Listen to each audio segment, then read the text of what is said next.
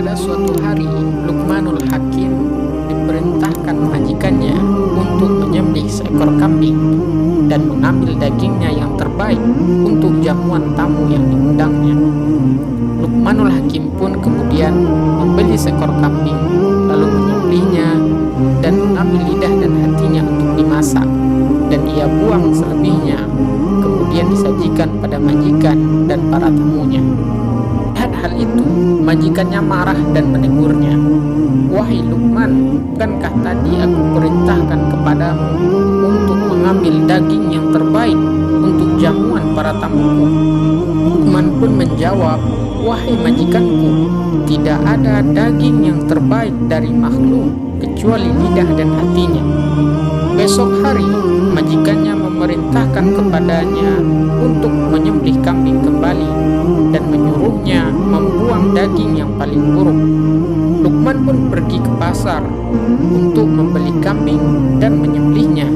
Kemudian ia buang lidah dan hatinya dan ia masak selebihnya. Melihat ulah Luqman tersebut, sang majikan pun kesal, lalu berkata, "Apa maksudmu, wahai Luqman?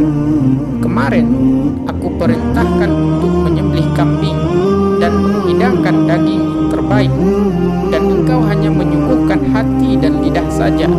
Sekarang ketika aku menyuruhmu untuk menyembelih kambing kembali dan memerintahkan kepadamu agar membuang daging yang terburuk, lalu yang engkau buang adalah lidah dan hatinya.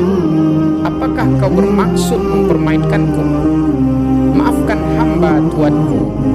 Akan tetapi, apa yang hamba lakukan itu sudah sepatutnya, karena Islam mengajarkan bahwa tidak ada daging yang terbaik kecuali lidah dan hati apabila digunakan untuk kebaikan, dan sebaliknya tidak ada daging terburuk kecuali lidah dan hati kalau dibuat untuk keburukan," jawab Luqman.